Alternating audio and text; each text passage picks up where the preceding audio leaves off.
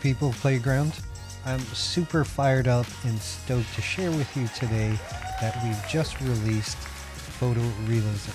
This is a fine-tuned model based off Playground v2.5.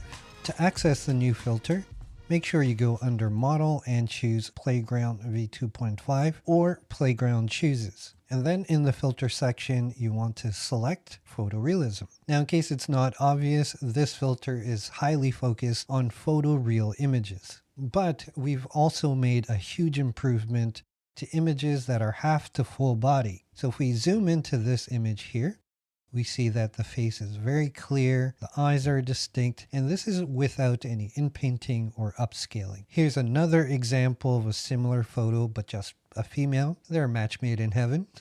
If we zoom in here, we see, once again, the facial features are great. And if you know me by now, I love the vintage analog feel, and it excels in that type of look. In regards to prompting, there's a few things you can do to enhance the look even more so. So the image here on the very left is just my usual prompt without any styles or photography terms, and it does a great job without any of those modifiers. The image in the middle here, I added the word professional photography, and then the image on the right, I used iPhone photography. And other than the small details, like in the jacket, for example, let's zoom in a little closer here. You see some of the details in the jacket, but overall, there's very little difference. These set of images, I use DSLR, cinematic, and vintage. And although they look very similar, I think it's fair to say that vintage gives you more of a different feel, while DSLR and cinematic look very similar to the previous ones. Now, I'm not saying not to use these words, but you don't really need it. If anything, it's for smaller details. Now, if you're anything like me and you like that analog look, I tend to use analog, which is here on the left, and film on the right. And I also like to use Polaroid a lot, which is here on the left. And this is combining analog and Polaroid. So if you're really into that photoreal look, I would suggest for you to try out these various prompts to start. However, this filter isn't limited to just photoreal.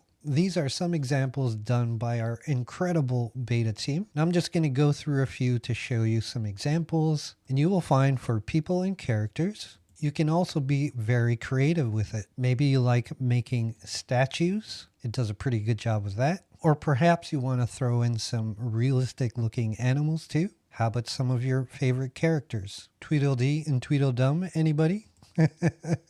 These are amazing. And it will most likely enhance some of your fantasy concepts. The great thing about this filter is because it's so focused on people, it can enhance your fantasy photoreal images as well. This one is so weird and so cool. And of course, for traditional style portraits, it really excels. I may be a little biased, but I think it's better than any SDXL fine-tune. From the colors, the dynamic range, the details you can pull from these images, it's truly a fantastic filter. Now, I do want to mention this is considered a pro filter. It is unlimited to our pro and turbo users, and free members will get 30 generations per month. Pikachu, he's so cute. How could you not love this? Now make sure you stay tuned and subscribe, hit that notification bell, because we're going to dive deep into this filter. And I want to cover some very specific topics using this filter. So if you have any suggestions, let me know in the comments below. Until that next video, this is Playground.